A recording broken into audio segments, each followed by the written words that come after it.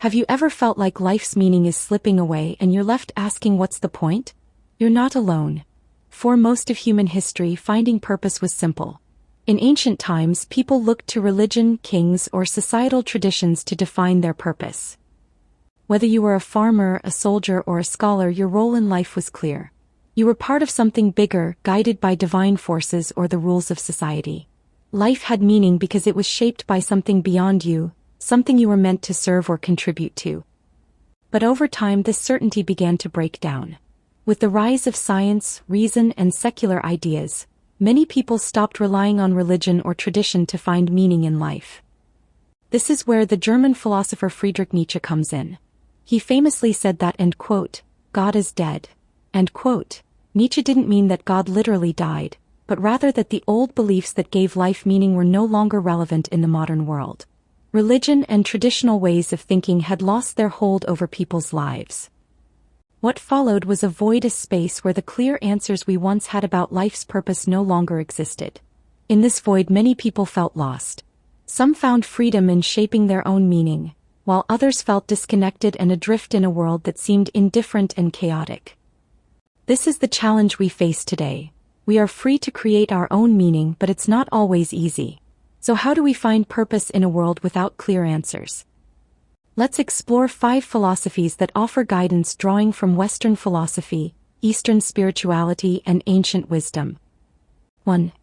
Rebel against the absurdity of life, Albert Camus. Albert Camus says, "Man stands face to face with the irrational. He feels within him his longing for happiness and for reason. The absurd is born of this confrontation between the human need and the unreasonable silence of the world."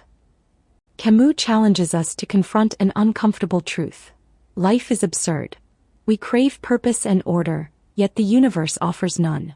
This tension, our longing for meaning versus the universe's indifference, is what Camus calls the absurd.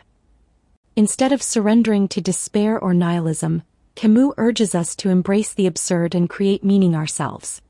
He illustrates this through the myth of Sisyphus, condemned to push a boulder uphill for eternity. At first it seems cruel and pointless, but Camus sees Sisyphus as a hero. By accepting the futility of his task yet choosing to push anyway, he reclaims freedom. Camus imagines Sisyphus happy, teaching us that life's meaning lies in the act of living, not in distant goals. To rebel against the absurd is to live with presence, to create joy in the process itself.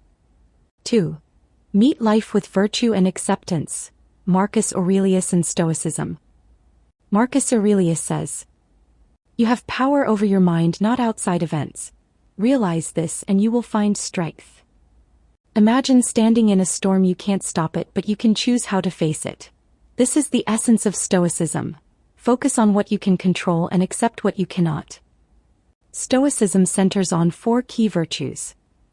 Wisdom, seeing reality clearly and making sound decisions. Courage, facing pain and fear with strength. Justice, acting with fairness and integrity.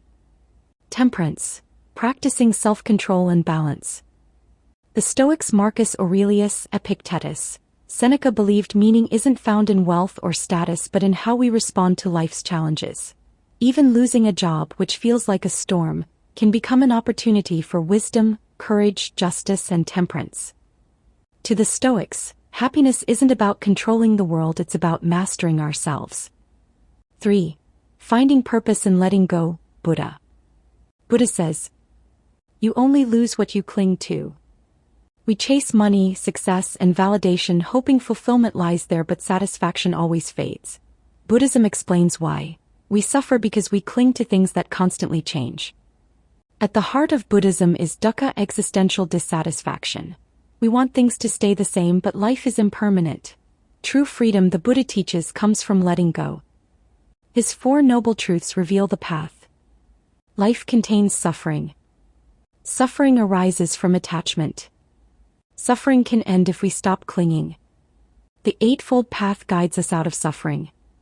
The Eightfold Path focuses on wisdom, ethical conduct, and mental discipline, living with clarity, mindfulness, and compassion. Instead of asking, "What is my purpose?" Buddhism asks, "How am I living right now?" When we stop resisting life and flow with it, meaning arises naturally.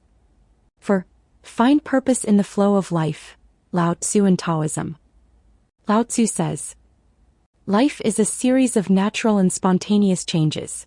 Don't resist them, that only creates sorrow. Let reality be reality. Let things flow naturally forward in whatever way they like. Picture a river flowing around rocks instead of fighting them. This is Wu Wei, effortless action, acting in harmony with life instead of forcing outcomes. Taoism teaches that suffering comes from resistance and control.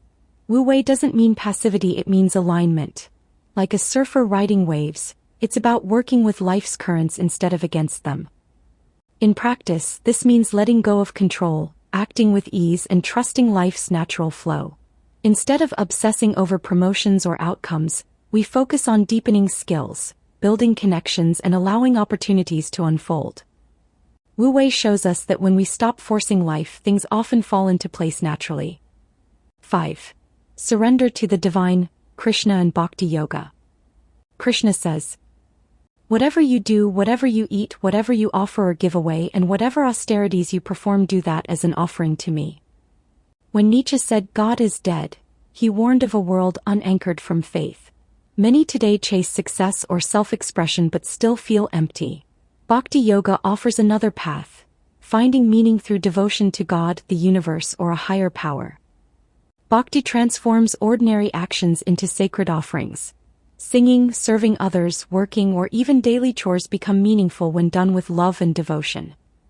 Unlike philosophies of detachment or control, Bhakti is about surrendering the heart, shifting from asking, who am I? Or what should I achieve? To, how can I love? How can I serve?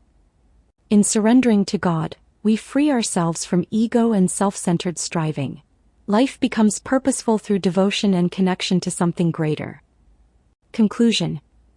In this journey, we've seen 5 ways to discover life's purpose. Camus, rebel against the absurd by creating meaning in action. Marcus Aurelius, live with virtue and resilience. Buddha, let go of attachment and find peace in the present. Lao Tzu, flow with life rather than forcing it. Krishna, surrender to the divine through love and devotion. Maybe life's purpose isn't something we find, it's something we create, live, and embody. So let me ask you, which path speaks to you most? Will you challenge the absurd like Camus, embrace Stoic virtue, follow the Buddha's letting go, flow with Tao, or surrender to Krishna's devotion? Or perhaps your path is a blend of them all, unique, personal, and shaped by your journey. Do you agree with this? Share your